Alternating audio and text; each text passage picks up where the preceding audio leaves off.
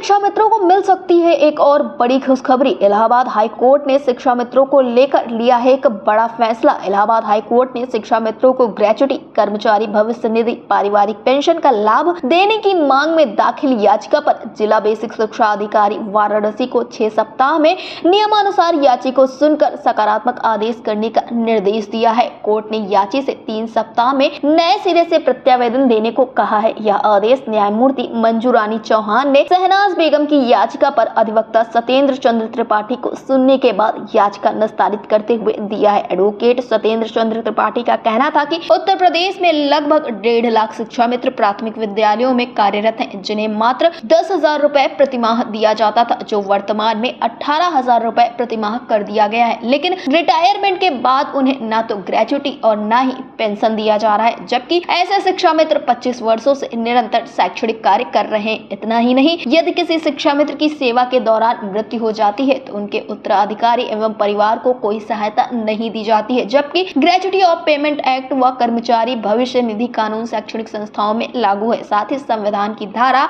39, 42, 43, 47 में भी दैनिक वेतन भोगी संविदा कर्मियों एवं अन्य कार्मिकों को सामाजिक सुरक्षा देने का दायित्व राज्य का है। याचिका के पीछे का सबसे बड़ा कारण यह है कि वाराणसी में कार्यरत शिक्षा मित्र की 48 वर्ष में मृत्यु हो जाने के कारण उनकी पत्नी ने बेसिक शिक्षा अधिकारी से पारिवारिक पेंशन एवं ग्रेच्युटी भुगतान के लिए अनुरोध किया, लेकिन बीएसए कोई निर्णय नहीं लिया। इसके बाद यह याचिका की गई थी। फिलहाल अब इस पर एक बड़ा फैसला आया है और उम्मीद जताई जा रही है कि जल्द ही उत्तर प्रदेश के शिक्षा मित्रों को ग्रेच्युटी का लाभ मिल सकता है। इसी के साथ पारिवारिक पेंशन का भी लाभ मिल सकता है। वहीं हम आपको बता दें कि संगठनों की तरफ से भी तमाम तरह के प्रयास किए जा रहे हैं। उत्तर प्रदेश में जहां शिक्षा मित्र लंबे समय बाद अच्छा मानदेय प्राप्त कर रहे हैं, तो वहीं देखने को मिल रहा है कि उत्तर प्रदेश के जो शिक्षा मित्र हैं वो उम्मीद लगाए बैठे हुए हैं कि सरकार की तरफ से भी कोई बड़ा कदम उठाया जाए। और इन सारी चीजों के बीच में अब इलाहाबाद हाई कोर्ट की तरफ से भी एक बड़ा निर्देश दिया गया है। तो देखना ये होगा कि आखिरकार क्या कुछ चीजें निकलकर सामने आती हैं। और इन सारी चीजों के बीच में संगठन भी आगे की रणनीति बनाने के लिए तैयार है। जैसा कि बीते कल देखने को मिला है कि संगठन की तरफ से एक बड़ा फैसला लिया गया है, जिसमें 2 तारीख को बेहद अहम बैठक राजधानी लखनऊ में होने वाली है। और राजधानी